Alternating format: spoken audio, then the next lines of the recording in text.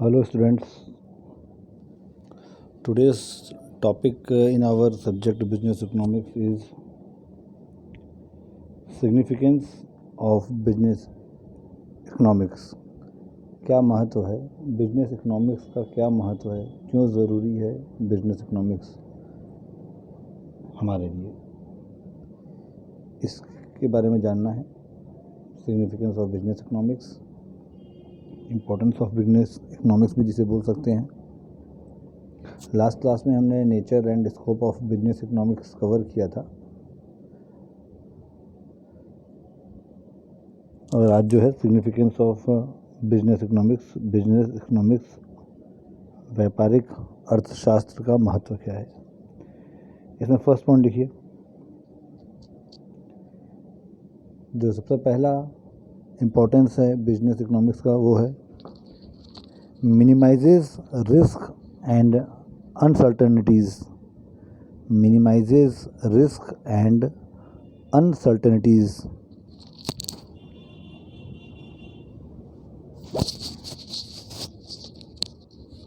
Risk को और व्यापार के अनसर्टेनिटी, क्योंकि कोई भी व्यापार जो है सर्टेन नहीं होता। अगर आप व्यापार कर रहे हैं, कोई भी बिजनेस कर रहे हैं, उसमें कुछ ना कुछ रिस्क ज़रूर रहेगा। किसी बिजनेस में ज़्यादा रिस्क रहेगा, किसी बिजनेस में कम रिस्क रहेगा, बट रिस्क हर बिजनेस में है। और साथ ही साथ में कोई भी व्यापार सर्टेन नहीं है। व्यापार सर्टेन नहीं मतलब यहाँ का कहने का मतलब है व्यापार का सिचुएशन, किसी भी बिजनेस का सिचुएशन सर्टेन नहीं होता है।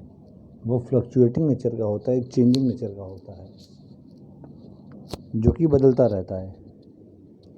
तो यहाँ पे यही बताना चाह रहा है कि किसी भी बिजनेस का नेचर सर्टेन नहीं होता, फिक्स नहीं होता, वो बदलता रहता है सर्कमस्टेंसेस, समय के अनुसार, ज़रूरत के अनुसार। और उस रिस्क को, उस अनसर्टेनिटी को, उस बदलाव को समझने के लिए, उस जोखिम को, रिस्क को कम करने के लिए बिजनेस इकोनॉमिक्स ज़रूरी है। तो जो सबसे पहला इम्पोर्टेंस है minimises risk and uncertainties. Risk को, जोखिम को और अनिश्चितताओं को, जो अनिश्चित होता है व्यापार की सिचुएशन, उस अनिश्चित व्यापार को समझने में हेल्प करता है बिजनेस इकोनॉमिक्स। तो रिस्क को कम करता है और आने वाले सिचुएशन को समझने में मदद करता है। दूसरा, helpful in forecasting. Second point है helpful in forecasting. Helpful in forecasting, forecasting का मतलब होता है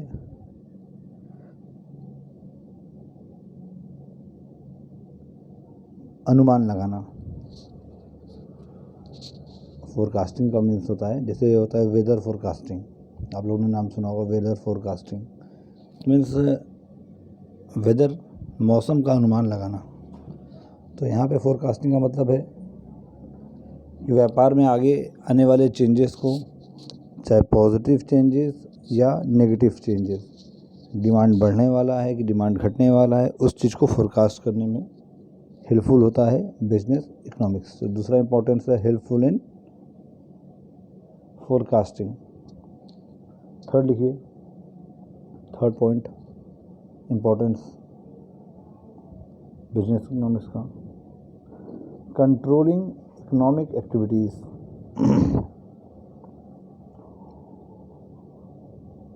कंट्रोलिंग इकोनॉमिक एक्टिविटीज़।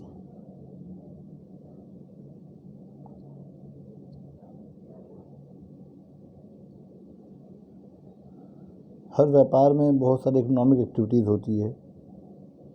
एक व्यापार ही अपने में इकोनॉमिक एक्टिविटीज़ का बंडल है, जिसमें कई सारी इकोनॉमिक एक्टिविटीज़ मिलके हम एक व्यापार करते हैं। अपने यहाँ स्टाफ रखे हैं, उसे सैलरी दे रहे हैं, वो भी इकोनॉमिक एक्टिविटी है। हम रॉ मटेरियल खरीद रहे हैं, वो भी इकोनॉमिक एक्टिविटी है। हम बिजली का बिल पे कर रहे हैं, वो भी इकोनॉमिक एक्टिविटी है। और रेंट पे कर रहे हैं, कहीं ज़मीन हम किराए पे ज़मीन लेके काम कर रहे हैं तो वो रेंट जो पे कर रहे हैं वो भी इकोनॉमिक एक्टिविटीज़ है। तो ये सब कुछ जो है इकोनॉमिक एक्टिविटीज़ में आता है।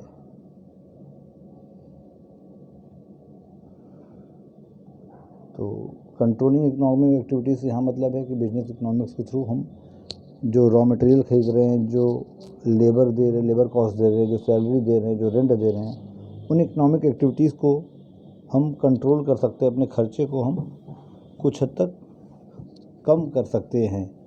तो यही यहाँ पे मतलब है कंट्रोलिंग इकोनॉमिक एक्टिविटीज़ का, कि जो हम व्यापार में इकोनॉमिक एक्टिविटीज़, पैसे का लेन देन, आर्थिक आदान प्रदान कर रहे हैं, उसको हम कंट्रोल कर सकते हैं कि हमारा खर्चा कम से कम हो और मैक्सिमम आउटपुट ले सके कम से कम खर्चे में। 4th पॉइंट लिखिए, helpful in planning and decision making. Helpful in planning and decision making. ये पॉइंट में बोल रहा है कि बिजनेस इकोनॉमिक्स हमें मदद करता है फ्यूचर प्लान करने में, फ्यूचर प्लानिंग में, फ्यूचर को प्लान करने में, और साथ ही साथ डिसीजन मेकिंग में। डिसीजन मेकिंग मीन्स कि प्लान करना और आने वाले सिचुएशन को कैसे हैंडल करें उसके बारे में प्लान करना, और डिसीजन लेना। डिसीजन मेकिंग मीन्स कि कोई निर्णय लेना। तो निर्णय लेने में भी आसान हेल्प करता है हमें बिजनेस इकोनॉमिक्स, और प्लानिंग करने में कोई आगे आने वाली मुसीबत है या देखिए प्लानिंग दोनों चीज़ के लिए करनी पड़ती है, अपॉर्चुनिटी के लिए भी और साथ ही साथ में थ्रेड मीन्स डर या फिर आने वाले परेशानियों के लिए। आपके घर में कोई परेशानी आएगी, लाइफ में कोई परेशानी आती है तो उसको भी सॉल्व करने के लिए हमें प्लान करना पड़ता है। साथ ही साथ में अगर कोई अपॉर्चुनिटी दिखती है सामने तो उस अपॉर्चुनिटी को अचीव करने के लिए भी हमें प्लान करना पड़ता है। तो मीन्स कोई परेशानी आई तो भी हमें प्लान करना पड़ता है। कोई अपॉर्चुनिटी आया, अपॉर्चुनिटी जैसे कि अगर आपकी लाइफ में दिखा कि ये जॉब का ऑफ़र आया, आपको इंटरव्यू के लिए कॉल आया, तब उस इंटरव्यू को कैसे अचीव करें हम, वो अपॉर्चुनिटी आया आपके पास, उस इंटरव्यू को कैसे क्रैक करें, कैसे आपको जॉब प्लेसमेंट हो जाए, उस अपॉर्चुनिटी को सॉल्व करने का भी, पाने के लिए भी आपको प्लानिंग करना पड़ेगा। तो कोई नेगेटिव चीज़ आती है तो भी उससे बाहर निकलने के लिए प्लान करता है इंसान। प्लानिंग ज़रूरी होती है प्रॉपर, और कोई अच्छी चीज़ होने वाली रहती है उसके लिए भी, उसको भी बाहर आने के लिए, उसको भी पाने के लिए इंसान को प्रॉपर प्लानिंग करनी पड़ती है। तो दोनों केसेस में प्रॉपर प्लानिंग ज़रूरी है। और डिसीजन मेकिंग,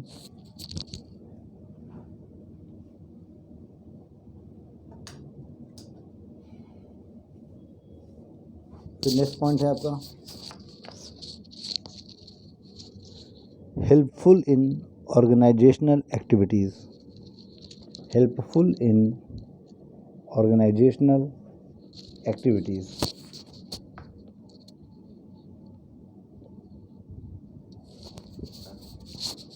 ये ऑर्गेनाइजेशनल एक्टिविटीज़ में भी ये हेल्पफुल होती है। जो भी आपका ऑर्गेनाइजेशन का एक्टिविटीज़ है, सामान को ख़रीदना, बेचना, रॉ मटेरियल इकट्ठा करना, लेबर्स लगाना, गवर्नमेंट से रूल्स एंड रेगुलेशन को समझना, गवर्नमेंट एंड रूल्स रेगुलेशन को फॉलो करना, वो सब एक्टिविटीज़ जो आपका बिजनेस ऑर्गेनाइजेशनल एक्टिविटीज़ का पार्ट बनता है। तो उन सारे एक्टिविटीज़ को प्लान करने में भी, प्रॉपर ढंग से चलाने में भी बिजनेस इकोनॉमिक्स आपका हेल्पफुल होता है। नेक्स्ट पॉइंट है determination of business policies. Determination of business policies. हर एक व्यापार का कोई ना कोई पॉलिसी होता है, सिद्धांत होता है, जिस सिद्धांत को फॉलो करते हुए उस व्यापार को आगे बढ़ाने की कोशिश किया जाता है। तो उस पॉलिसी को, उस सिद्धांत को बनाने के लिए, उस सिद्धांत को बनाए रखने के लिए मददगार होता है बिजनेस इकोनॉमिक्स। तो डिटर्मिनेशन ऑफ बिजनेस पॉलिसी, तो आपके व्यापार के सिद्धांत को बनाने में, डिसाइड करने में भी मददगार होता है बिजनेस इकोनॉमिक्स।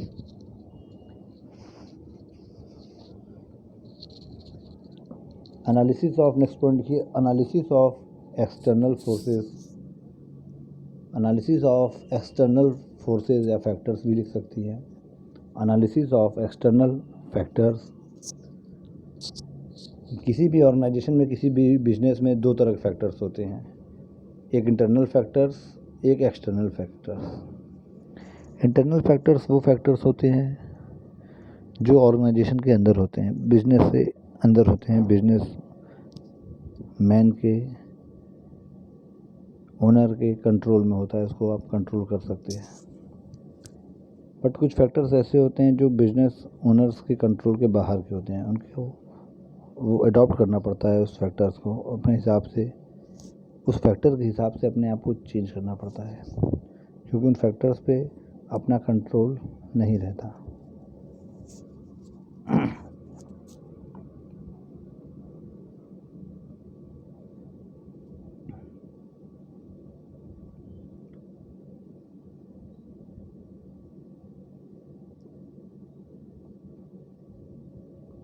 तो उसी को बोलते हैं एक्सटर्नल फैक्टर्स। वो फैक्टर्स एक्सटर्नल फैक्टर्स का पार्ट बनते हैं कंपटीशन, कि सामने वाले कंपटीशन कंपनी ने क्या बदलाव किया अपने पॉलिसी में, टेक्नोलॉजिकल चेंजेस, ये एक्सटर्नल फैक्टर होता है कि अगर बाज़ार में टेक्नोलॉजी बदल रही है, उसके हिसाब से आप अपनी पॉलिसी को नहीं बदलेंगे, अपनी कंपनी के प्रोडक्ट को नहीं बदलेंगे, तो आप सरवाइव नहीं कर पाएंगे। गवर्नमेंट पॉलिसीज़ कि गवर्नमेंट अगर कोई ऐसा रूल्स एंड रेगुलेशन ला रही है, कुछ चेंजेस ला रही है, और उसके अकॉर्डिंग आप चेंज नहीं करेंगे अपने आप को, तो जो है ऑर्गेनाइजेशन, तो जो है आप कंपनी रन नहीं कर पाएंगे प्रॉपरली। तो गवर्नमेंट की पॉलिसी, ये सब चीज़ जो है एक्सटर्नल फैक्टर्स होते हैं, बाहरी फैक्टर्स होते हैं जिस पे आपका कंट्रोल नहीं होता, और आपको अपने कंपनी को उन बाहरी फैक्टर्स के अकॉर्डिंग ढालना पड़ता है, उनके अकॉर्डिंग रन करना पड़ता है, क्योंकि वो फैक्टर्स आपके कंट्रोल में नहीं है, आप उन फैक्टर्स के कंट्रोल में हैं। वो फैक्टर्स जैसा कहेंगे, जैसा डायरेक्शन दिखाएंगे, उस डायरेक्शन के अकॉर्डिंग आपको सही डिसीजन लेते हुए आगे बढ़ना पड़ेगा। और लास्ट लिख लीजिए इसके अंदर, fulfilment of social responsibilities. Fulfilment of social responsibilities. Fulfilment of social responsibilities कि सामाजिक जिम्मेदारी को भी हर एक बिजनेस के लिए एक बिजनेस एथिक्स बना हुआ है, कुछ एथिक्स बने हुए हैं, सोशल रिस्पॉन्सिबिलिटीज़ बने हुए हैं, जिनको उन बिजनेसेस को फॉलो करना पड़ता है। और रिस्पॉन्सिबिलिटीज़, उन रिस्पॉन्सिबिलिटीज़ को फॉलो करना पड़ता है बिजनेसेस को। तो सोशल रिस्पॉन्सिबिलिटीज़ को फॉलो करने में भी बिजनेस इकोनॉमिक्स बहुत हेल्प करता है कंपनियों का, ऑर्गेनाइजेशन का, कि अपने सोशल रिस्पॉन्सिबिलिटी के दायित्व को, अपने सोशल रिस्पॉन्सिबिलिटी के कर्तव्य को वो कंपनी पूरा करे, अपनी वो रिस्पॉन्सिबिलिटी निभाए समाज के प्रति, सोशल रिस्पॉन्सिबिलिटीज़ जिसे बोलते हैं। These are the points in significance or importance of business economics. अब जो नेक्स्ट टॉपिक है आपका, और बहुत ही इंटरेस्टिंग, बहुत ही अच्छा टॉपिक है, ध्यान से पढ़िएगा इस टॉपिक को, ध्यान से पढ़ने के साथ साथ ध्यान से समझिएगा। अब ये जो टॉपिक है नेक्स्ट, उसको आपको समझना भी पड़ेगा। इसे बोलते हैं, इस टॉपिक का नाम है डिमांड। लिख लीजिए, डिमांड। डिमांड क्या होता है?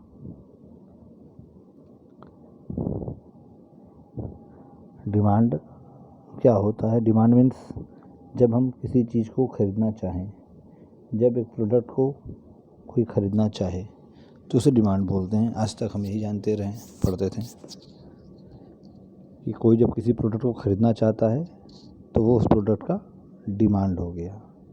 नहीं, आज तक ये जो हम लोग समझते थे, जानते थे, ये पूरा डिमांड नहीं है। हाँ, डिमांड का एक पॉइंट हो सकता है, एक पार्ट हो सकता है ये कि इसको प्रोडक्ट को ख़रीदने का चाहा, ये एक डिमांड का पार्ट हो सकता है, बट ये पूरा डिमांड नहीं है, ये एक सही डिमांड नहीं है। अब सही डिमांड होता क्या है, आइए जानते हैं। सही डिमांड होता है कि 3 चीज़ से मिलके, 3 चीज़ जब मिलते हैं तब जाके एक रियल डिमांड बनता है।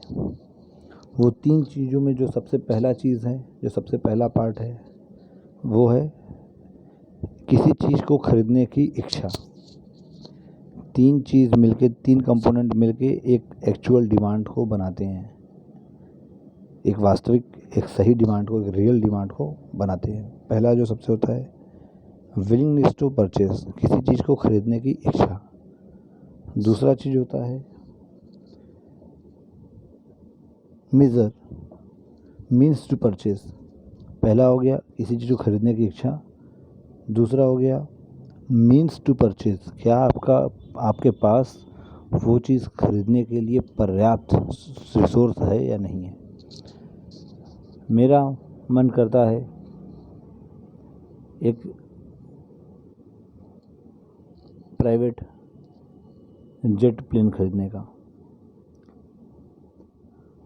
बट एक प्राइवेट जेट की कीमत होती है 300-400 करोड़ का आता है। एक प्राइवेट जेट 100-200 करोड़ का एक प्राइवेट जेट आता है, उसका कॉस्ट है। लेकिन उतना पैसा मेरे पास नहीं है, 100 करोड़ चाह तो है बट उतना रिसोर्स नहीं है, तो मेरा डिमांड एक्चुअल डिमांड नहीं है, सही डिमांड नहीं है। तो अब हम सभी का मन करता है कि एक प्राइवेट हेलीकॉप्टर हो, घर के बाहर 4-4 मर्सिडीज़ कार, ऑडी, BMW सब खड़ी रहे, घर रहे, बड़ा सा बंगला रहे, उसके बाहर गार्डन में एक स्विमिंग पूल रहे, सबका ये, चलिए ठीक है, वापस ख्वाबों में मत जाइए आप लोग, रियल में आते हैं। बट ये सबके लिए पॉसिबल नहीं है कि 4-4 लग्जरी कार खरीदना। तो चाह तो है बट रिसोर्स नहीं है खरीदने का, तो एक्चुअल डिमांड नहीं कहलाएगा। एक्चुअल डिमांड 3 चीज़ें मिलकर बनता है। पहला चीज़ है डिज़ायर, खरीदने की इच्छा होनी चाहिए। दूसरा मीन्स ऑफ रिसोर्स, कि डिज़ायर को पूरा करने के लिए हमारे पास, परचेस करने के लिए वो रिसोर्स है कि नहीं, उतने पैसे हैं कि नहीं। और फिर तीसरा willingness to use those means for that purchase. आप में से, हम में से कई सारे ऐसे लोग होंगे जिनके पास उतनी प्रॉपर्टी होगी, वो अगर चाहे तो अपनी प्रॉपर्टी बेच दें और वो उतना पैसा ले आ सकते हैं कि घर के बाहर 3-3, 4-4 गाड़ियाँ खरीद लें, खड़ी कर लें और एक बंगला बना लें, स्विमिंग पूल बना लें। लेकिन उस रिसोर्स को खरीदने का, खर्च करने का इच्छा नहीं है। तो 3 चीज़ बताया। पहला, इच्छा होना चाहिए किसी चीज़ को खरीदने का। फिर दूसरा बोल रहा है उस चीज़ को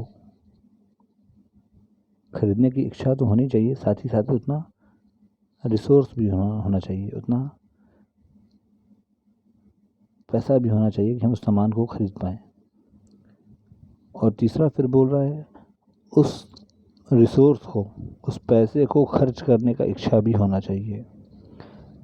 पहला हमारा मन था, मान लीजिए ये 3 चीज़ जब मिलेगा तभी डिमांड कहलाएगा। हमारा इच्छा था कोई चीज़ खरीदने का, एक मर्सिडीज़ कार खरीदने की इच्छा है हमें 50 लाख की, लेकिन हमारे पास पैसा नहीं है, तो वो डिमांड एक्चुअल डिमांड नहीं कहलाएगा। फिर यदि दूसरा केस आता है, हमें मर्सिडीज़ कार खरीदने की इच्छा तो है, साथ ही साथ में हमारे पास 50 लाख रुपए भी है, मर्सिडीज़ कार खरीदने की इच्छा भी है और 50 लाख रुपए भी है हमारे पास, लेकिन उस 50 लाख को हम सिर्फ मर्सिडीज़ कार पे खर्च करने का मेरा मन नहीं है। 50 लाख रुपए है, पूरा मर्सिडीज़ कार पे ख़रीद लेंगे तो फिर मर्सिडीज़ कार को में तेल कैसे भरवाएंगे हम। भाई होता है ना, वो कहावत है ना, हाथी खरीदना बड़ी बात नहीं, हाथी पालना बड़ी बात है। तो हाथी तो खरीद को ले आएंगे घर पे हम, 50 लाख था, 50 लाख का जाकर मर्सिडीज़ कार खरीद लिए। हाथी तो खरीद के ले आए, लेकिन अब वो हाथी को चलाने के लिए जो पेट्रोल चाहिए, जो मेंटेनेंस खर्च चाहिए, 50 लाख की गाड़ी का हर साल अगर इंश्योरेंस कराने जाएंगे तो 4 लाख 5 लाख लग जाएगा। इंश्योरेंस कराने में 3 लाख रुपये लग जाएगा उसका इंश्योरेंस करवाने में 1 से 1.5 लाख रुपये का हर साल खर्चा रहेगा। तो हाथी तो ले आए, बट उसको पालने में परेशान हो जाएंगे। तो हम खर्चा करने का डिज़ायर था हमारे पास, ख़रीदने का इच्छा था मर्सिडीज़, पैसा भी था 50 लाख, लेकिन 50 लाख को हमको मर्सिडीज़ पे खर्च करने का मेरा मन नहीं था। तो भी वो सही डिमांड, एक्चुअल डिमांड नहीं कहलाएगा। तो एक्चुअल डिमांड के लिए 3 चीज़ मिलने ज़रूरी हैं। पहला, ख़रीदने का इच्छा होना चाहिए। दूसरा, उस इच्छा को पूरा करने के लिए हमारे पास उतना रिसोर्स होना चाहिए।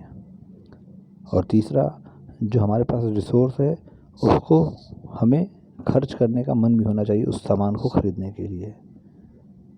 ये 3 चीज़ जब मिलेगा तभी जाके एक्चुअल डिमांड कहलाएगा।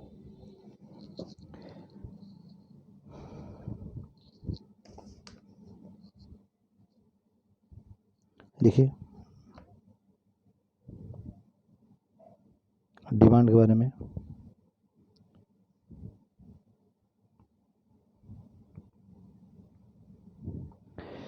The demand for a commodity, demand होता है क्या इसके बारे में लिखिए। The demand for a commodity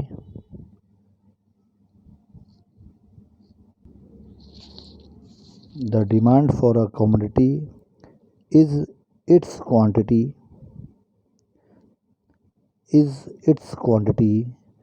which consumers are able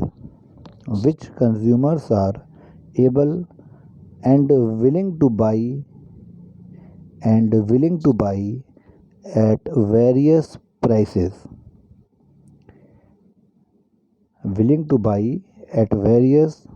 prices during a given period of time.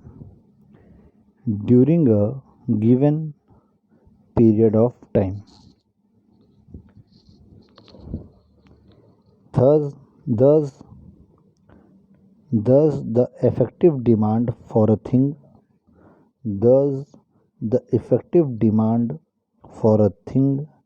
depends on first, desire; second, resources to purchase. पहला desire, second resources to purchase, third willingness to use those resources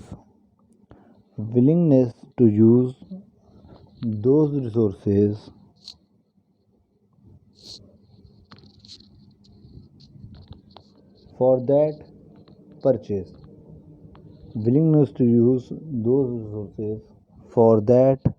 purchase.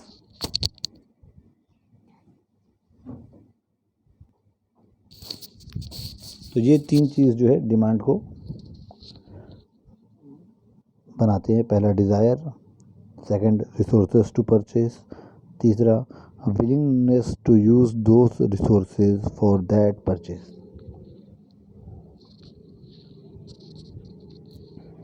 कुछ expert इसके बारे में, demand के बारे में अपना अपना डेफिनेशन दिए हैं, तो उसमें से एक डेफिनेशन आप लिख लीजिए। According to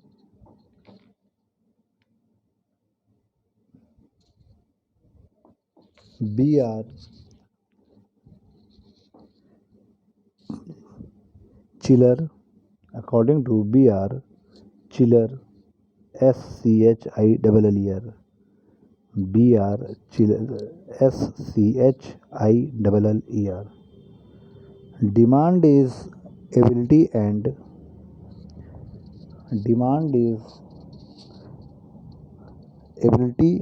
and willingness to buy specific quantity. Demand is ability and willingness to buy specific quantity of a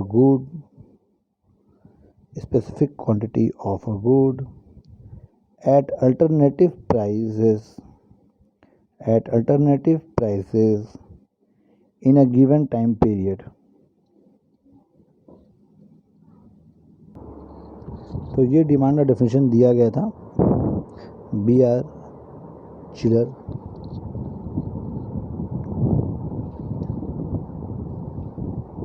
की तरफ से। अब लिखिए next, types of demand. Types of demand.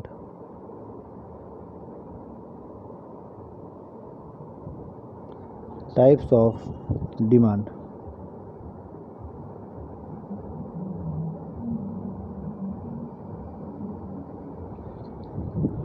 इसमें सबसे पहले लिखिए टाइप्स ऑफ डिमांड में first point, types of demand, kinds of demand भी इसमें बोल सकते हैं, इसको हम काइंड्स ऑफ डिमांड्स भी बोल सकते हैं। जो सबसे पहला काइंड है डिमांड का वो है प्राइस डिमांड। प्राइस डिमांड, जब सब कुछ चीज़ें सामान्य रहें, नॉर्मल रहे, अनचेंज्ड रहे, कांस्टेंट रहे, सारे चीज़ों को कांस्टेंट रखते हुए, सारे सिचुएशन को कि वक्त सारे सिचुएशन कांस्टेंट है और सारी चीज़ों को कांस्टेंट स्थिर बिना बदले रखते हुए सिर्फ़ और सिर्फ प्राइस को ऊपर और नीचे किया जाए, प्राइस में चेंजेस लाए जाए किसी प्रोडक्ट को, तो उसे प्राइस डिमांड बोलते हैं। कि सारी चीज़ें बराबर है, कि गवर्नमेंट का कोई नया लॉ नहीं आया है, ऐसा कोई फेस्टिवल नहीं आया है जिसके वजह से डिमांड में फ़र्क आया हो। डिमांड एक कांस्टेंट नॉर्मल डिमांड है, हर महीने 100 यूनिट का डिमांड रहता है, अभी भी 100 यूनिट का डिमांड है। गवर्नमेंट ने कोई चेंजेस नहीं किया है लॉ में, कंपटीशन में कोई चेंजेस नहीं आया है, टेक्नोलॉजी में कोई बदलाव नहीं आया है, जो पहले टेक्नोलॉजी था वही टेक्नोलॉजी अभी भी चल रहा है। प्रोडक्ट के क्वालिटी में कोई बदलाव नहीं आया है, सब कुछ बिल्कुल नॉर्मल है, कोई बदलाव नहीं आया है। सिर्फ बदलाव आया क्या है, प्राइस में प्रोडक्ट के। जब सब कुछ कांस्टेंट रहते हुए कि और कोई भी चीज़ में बदलाव ना रहे, सिर्फ जब प्रोडक्ट के प्राइस में बदलाव आए, और उस सिचुएशन को बोलते हैं प्राइस डिमांड। उस सिचुएशन को बोलते हैं price demand.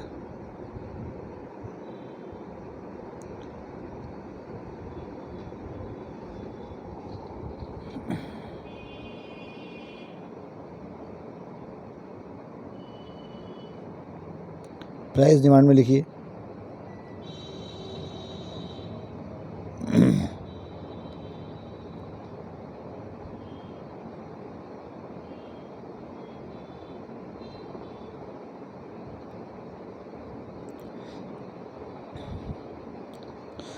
the various amounts of product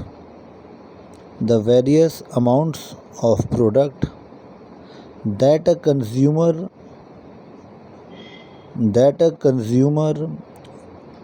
would be willing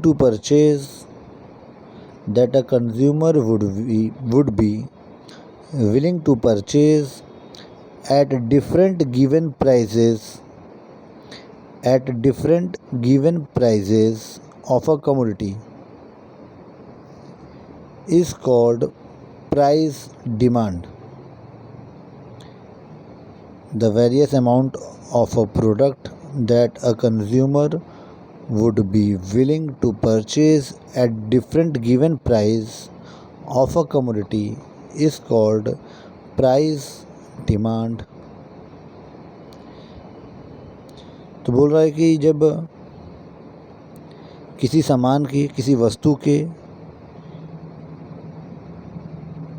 को खरीदने का चाहा अलग अलग दामों पे,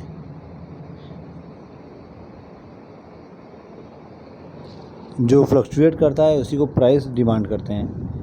कि किसी चीज़ का दाम 10 रुपये था, उसका उस समय क्या डिमांड था, अब उसी प्रोडक्ट का दाम 20 रुपये हो गया है, तो उसका उस समय अब डिमांड क्या है, इसी को बोलते हैं प्राइस डिमांड।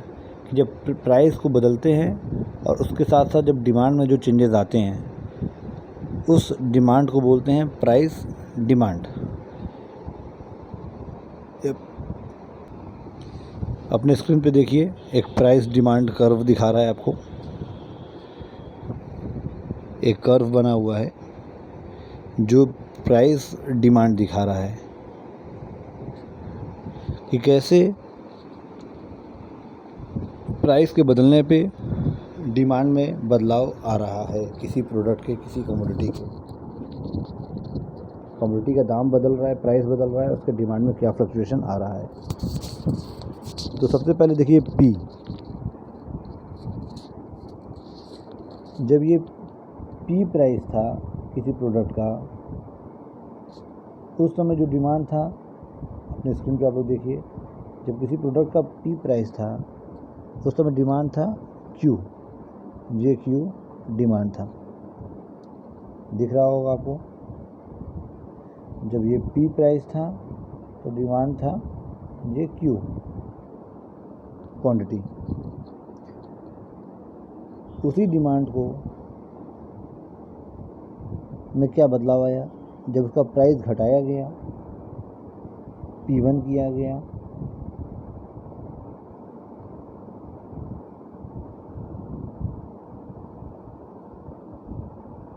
जब दाम को घटाया गया, अब देखिए उसकी क्वांटिटी बढ़ गई।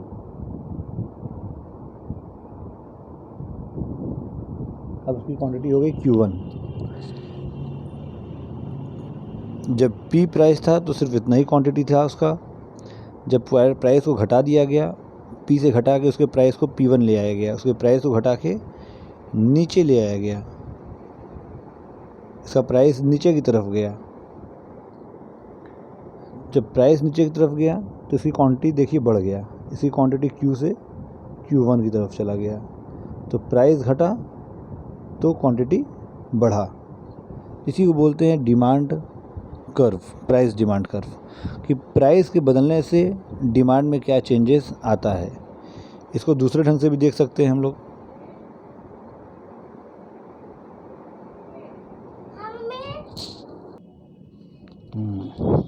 सॉरी, वो आवाज़ मेरे नीस की थी, मेरे भतीजी की थी। वो क्लास बनाते हुए देख रही थी कि कैसे हम पढ़ाते हैं, और लास्ट में बताती, देख के बताएगी कि हम कैसा पढ़ाते हैं, अच्छा पढ़ाते हैं कि बेकार पढ़ाते हैं।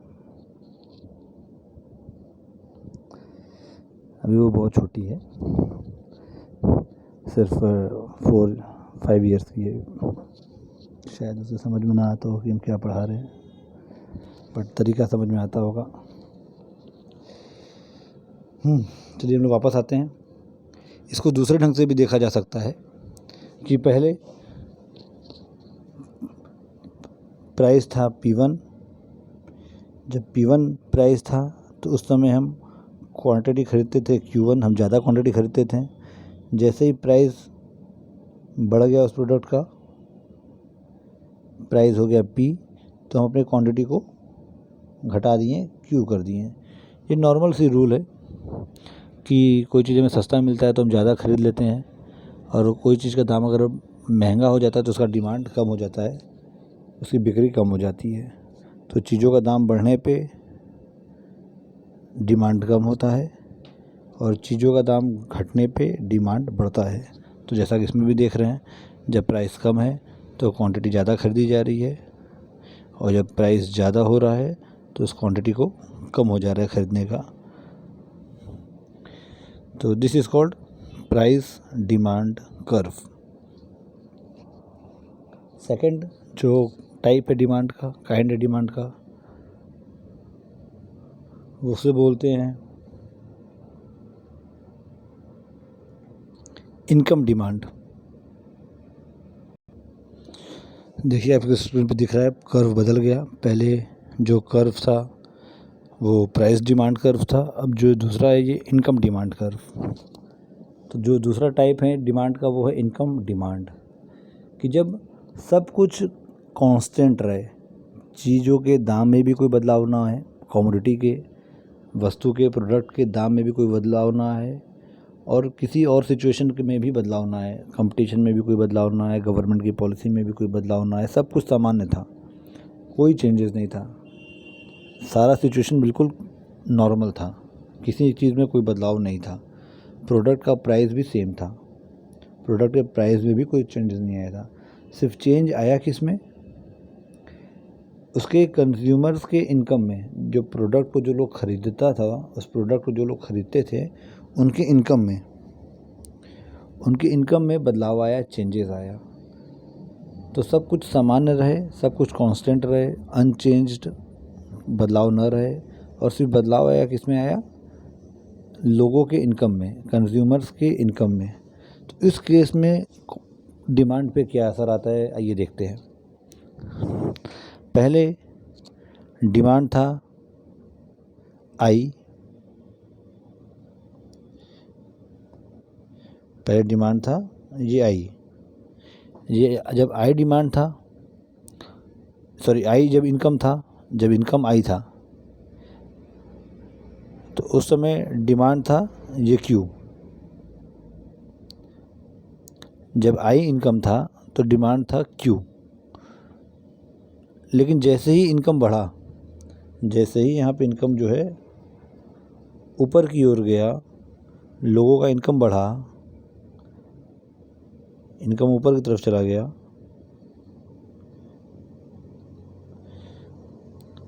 अब इनकम हो गया I1। पहले आई इनकम था, अब इनकम बढ़ के हो गया I1। जब इनकम बढ़ गया लोगों का, तो अब लोग जो है ज़्यादा सामान खरीदने लगे, तो उनकी क्वांटिटी हो गई Q1। तो ये कॉमन सी लॉजिक भी है, जब हमारा इनकम बढ़ता है तो हमारी फिजूल खर्ची भी बढ़ जाती है, चीज़ें हम ज़रूरत से ज़्यादा या फिर ज़्यादा खरीदने लगते हैं, हमारा मन बढ़ जाता है, क्योंकि हमारी इनकम बढ़ जाती है, हमारे खरीदने का क्षमता बढ़ जाता है। तो अगर आपके घर वाले अभी आपको डेली 500 रुपये देते हैं खर्च करने के लिए, पॉकेट मनी के रूप में अगर 500 रुपये खर्च देते हैं, तो बहुत से लोग अंदर अंदर खुश भी हो रहे होंगे भी सुन के, सर 500 रुपया, हम एक एग्ज़ाम्पल ले रहे हैं, इसमें खुश होने की ज़रूरत नहीं है। तो आपके घर वाले अगर आपको 500 रुपये देते हैं डेली, तो आपका इनकम एक तरीके से मान लीजिए 15,000 रुपये महीने का आपका इनकम हो गया घर से, जो आपको मिल रहा है पॉकेट मनी ऐसा। अगर उस 500 रुपये को बढ़ा के, उस 500 रुपये को बढ़ा के अगर आपके घर वाले अब आपको 1,000 रुपये डेली देने लगे कि लो बेटा तुम बहुत अच्छा मेरा बात मानती हो, बहुत तुम अच्छी लगी हो, अब से तुम्हें हम 1,000 रुपये डेली देंगे, ठीक है, इसको एग्जाम्पल की तरह लीजिए, बहुत खुश होने की ज़रूरत नहीं है, स्माइल करने की ज़रूरत नहीं है, आप लोगों के चेहरे पे स्माइल आ गया सोच के, तो ये सिर्फ एग्ज़ाम्पल है। तो अगर अब आपको 1,000 रुपये डेली मिलने लगा, मीन्स 30,000 रुपये पर मंथ मिलने लगा, तो इसमें क्या है, अब आपका शौक़ बढ़ेगा। पहले जो आप कपड़े ख़रीदते थी, जो आप चीज़ें खाती थी, या अपने ज़रूरत की जो भी चीज़ें खरीदती थी, अब उनको खर्चा बढ़ा देंगी, क्योंकि आपका इनकम भी बढ़ा, तो आप ख़रीदने जब कोई चीज़ जाएंगी तो उसकी क्वांटिटी भी बढ़ा देंगी। तो इसी को बोलते हैं इनकम डिमांड, कि जब आपका इनकम बढ़े उसके साथ साथ जब आप डिमांड भी बढ़ा दें, तो इसी को बोलते हैं इनकम डिमांड। पहले आप 500 रुपये लेती रही, तो आप महीने में 2 कपड़े 3 कपड़े खरीदती थी, अब 1,000 रुपया डेली पाने लगी, तो अब जो है अपने कपड़ों को फ्रीक्वेंसी भी बढ़ाएंगी, अब ज़्यादा कपड़ा खरीदेंगी।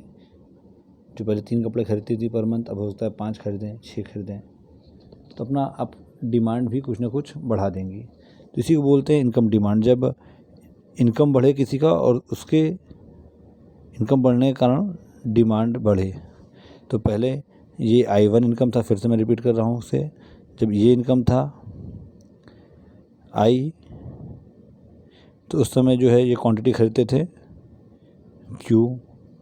अब इनकी जो है इनकम बढ़ गई, अब इनकम बढ़ गई, तब ये क्वांटिटी इनकम हो गया इनका I1। तब इनकम बढ़ने की वजह से तो अब ये अपनी क्वांटिटी को भी जो है बढ़ा दी है, ज़्यादा सामान खरीदने लगे, क्योंकि इनको सामान खरीदने की क्षमता बढ़ गई, पैसा ज़्यादा आने लगा, तो इसी को बोलते हैं Q1। तो इसे बोलते हैं इनकम डिमांड कर्व, कि आई इनकम पे इतना प्रोडक्ट खरीदते थे, अब 1 हो गया, इनकम बढ़ गया, तो आपका डिमांड भी बढ़ के Q1 हो गया। This is called income demand, और बोलते हैं इनकम डिमांड कर्व इसे बोलते हैं।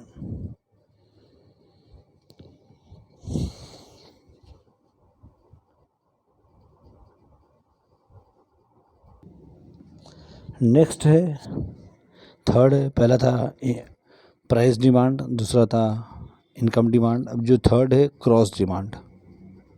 क्रॉस डिमांड किसे बोलते हैं?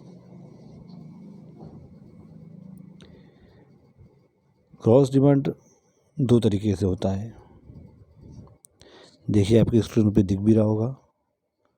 क्रॉस डिमांड दो तरीके से होता है। पहला एक सब्स्टिट्यूट गुड्स के लिए, जैसे यहाँ पे दिख रहा है आपको सब्स्टिट्यूट गुड्स। दूसरा क्रॉस डिमांड होता है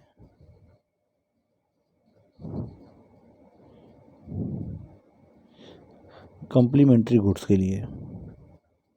सब्स्टिट्यूट गुड्स क्या होते हैं पहले ये जानिए। चाय और कॉफ़ी एक दूसरे का सब्स्टिट्यूट होता है, मीन्स हम एक को बदल के जब एक का दाम बढ़ता है तो हम दूसरे सामान की तरफ शिफ्ट हो जाते हैं। चाय और कॉफ़ी जो है सब्स्टिट्यूट प्रोडक्ट होता है, सब्स्टिट्यूट गुड्स होता है, कि अगर कॉफ़ी का दाम बढ़ेगा तो हम चाय पीना शुरू कर देंगे। इसी को बोलते हैं सब्स्टिट्यूट गुड्स, कि एक दूसरे का सब्स्टिट्यूट, एक को बदल के हम दूसरे को इस्तेमाल कर लें। और कॉम्प्लीमेंट्री, उसके बाद दूसरा जो प्रोडक्ट था, दूसरा जो था ये complementary goods. Complementary goods means वो गुड्स होते हैं जिसको हम साथ में इस्तेमाल करते हैं। उस प्रोडक्ट को इस्तेमाल करने के लिए हमें साथ में दूसरे प्रोडक्ट को भी इस्तेमाल करना पड़ता है। जैसे अगर आपके पास पेट्रोल वाली स्कूटर है, स्कूटी है, कार है पेट्रोल वाली, तो पेट्रोल और कार, पेट्रोल से चलने वाली कार और पेट्रोल दोनों क्या है, कॉम्प्लीमेंट्री गुड्स हैं, जिसमें दोनों की एक साथ इस्तेमाल होता है। जैसे यहाँ पे चाय एग्जांपल में जो दिया है, और शुगर, चाय और चीनी, चाय और चीनी क्या है, कॉम्प्लीमेंट्री गुड्स हैं, दोनों हमेशा साथ में इस्तेमाल होती है, तो जिससे बोलते हैं कॉम्प्लीमेंट्री गुड्स। इसे बोलते हैं सब्स्टिट्यूट गुड्स। कॉफ़ी और चाय, कॉफ़ी और चाय एक दूसरे का सब्स्टिट्यूट है, इसको कॉफ़ी को ना इस्तेमाल करके हम फिर चाय इस्तेमाल करेंगे। और कॉम्प्लीमेंट्री गुड्स हमेशा एक साथ इस्तेमाल होती है, टी और शुगर, चीनी हमेशा एक साथ इस्तेमाल होगी। तो इस तरह के प्रोडक्ट को बोलते हैं क्रॉस डिमांड। तो पहला था प्राइस डिमांड, दूसरा था इनकम डिमांड, तीसरा है ये क्रॉस डिमांड। क्रॉस डिमांड में क्या होता है? क्रॉस डिमांड में पहले हम पढ़ते हैं सब्स्टिट्यूट गुड्स में। सब्स्टिट्यूट गुड्स के केस में क्या होता है? सब्स्टिट्यूट गुड्स के केस में जब किसी एक प्रोडक्ट का प्राइस बढ़ता है, किसी एक प्रोडक्ट का प्राइस बढ़ता है, तो साथ ही साथ में उस प्रोडक्ट का, दूसरे प्रोडक्ट का, सब्स्टिट्यूट प्रोडक्ट का डिमांड बढ़ जाता है।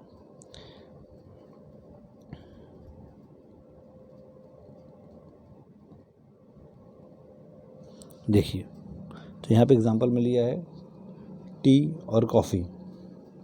यहाँ टी और कॉफ़ी का एग्जांपल लिया हुआ है, अपने मोबाइल के स्क्रीन पे देखिए। तो जब कॉफ़ी का दाम ए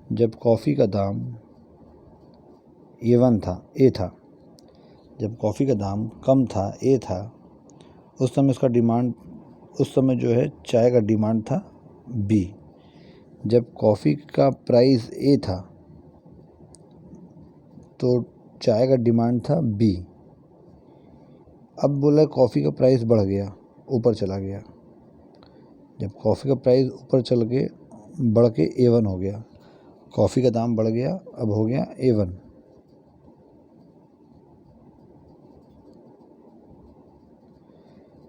तो जब कॉफ़ी का दाम A1 हो गया तो अब लोग कॉफ़ी का पीना बंद कर देंगे या कम कर देंगे, अब जो है लोग कॉफ़ी महंगा हो जाएगा तो लोग उसको सब्स्टिट्यूट होता है चाय, कॉफ़ी या चाय, आपके गेस्ट घर में आते हैं कॉफ़ी या चाय देती हैं तो कॉफ़ी का सब्स्टिट्यूट होता है चाय माना जाता है।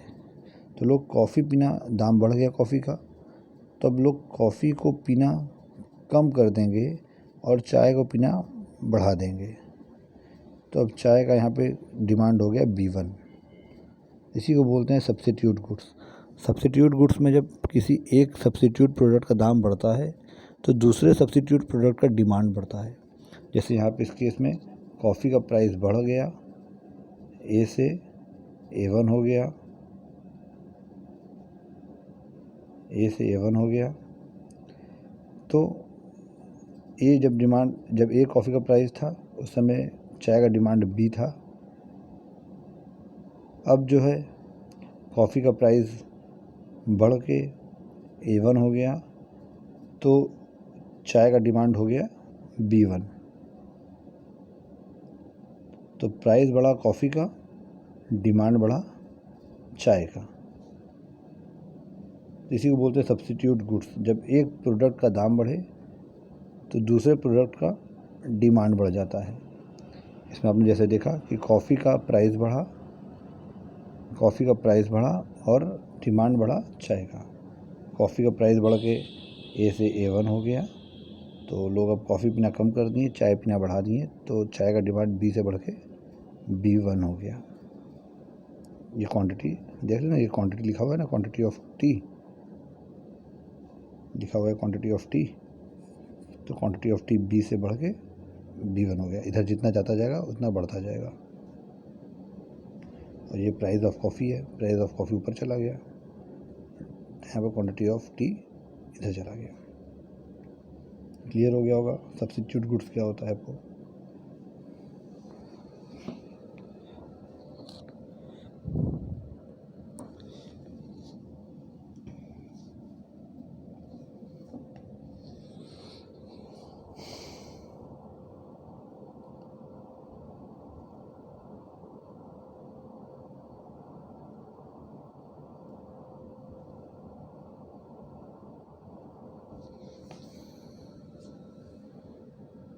अब दूसरा है यहाँ पे complementary goods.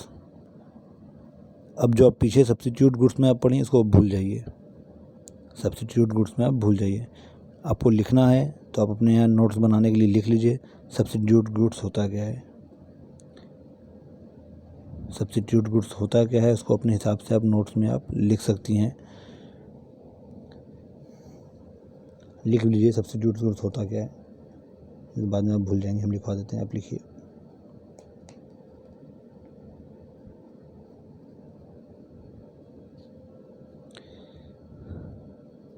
Substitute goods are competitive goods. Substitute goods are competitive goods. The price of one product gives the rise of demand of another product. Gives the rise of demand another product. Substitute goods बोल रहा है इसमें competitive goods होता है जो एक दूसरे competition में होता है, जिसमें एक प्रोडक्ट के डिमांड प्राइस का बढ़ना दूसरे प्रोडक्ट के डिमांड को बढ़ा देता है। For example T and coffee. If the price of coffee rises,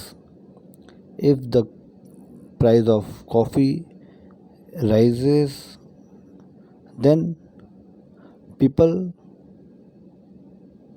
will decrease the demand of coffee and start drinking tea, and this will result in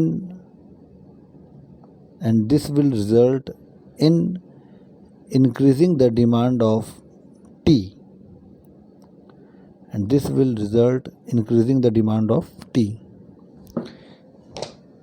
तो वही बोला सब्स्टिट्यूट गुड्स में जो है टी और कॉफ़ी का दाम बढ़ेगा तो लोग चाय पीना ज़्यादा शुरू कर देंगे, जिसकी वजह से चाय की क्वांटिटी बढ़ जाएगी, चाय की डिमांड बढ़ जाएगा। नेक्स्ट है complementary goods.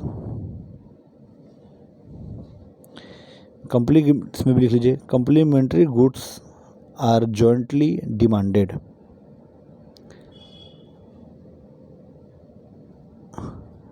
Complementary goods are jointly demanded. For example, sugar and tea. For example, sugar and tea. A rise in price of tea. A rise in price of tea will bring down a fall in demand of sugar. A rise in demand of tea will bring down a fall in demand for sugar.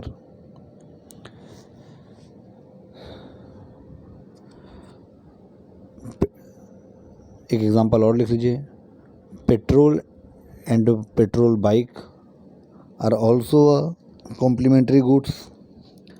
Petrol and petrol bikes are also complementary goods. Increase in price of petrol. If there is increase in price of petrol, there will be decrease in demand of petrol bikes.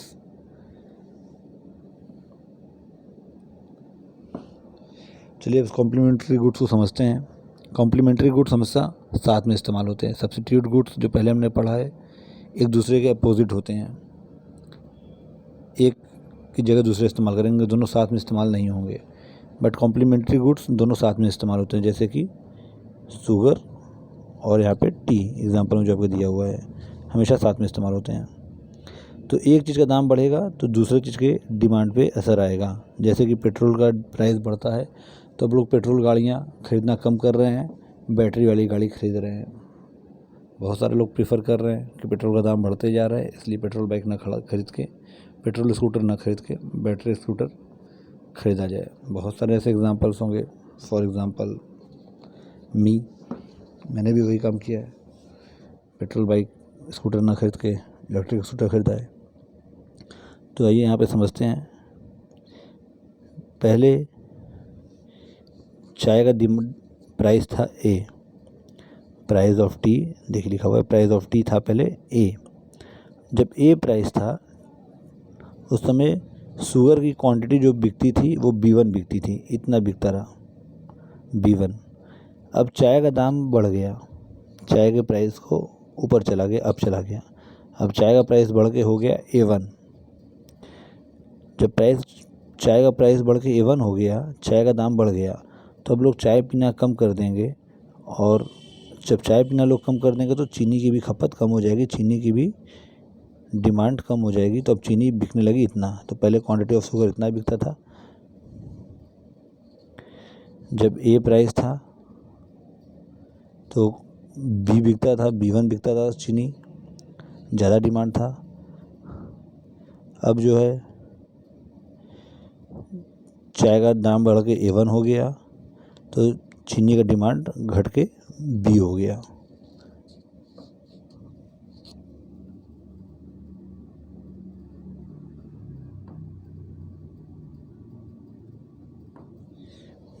Clear है आपको?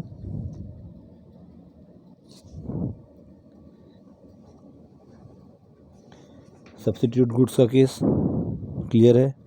तो जब ए demand था, जब ए price था चाय का, तो उस समय उसका डिमांड था B1.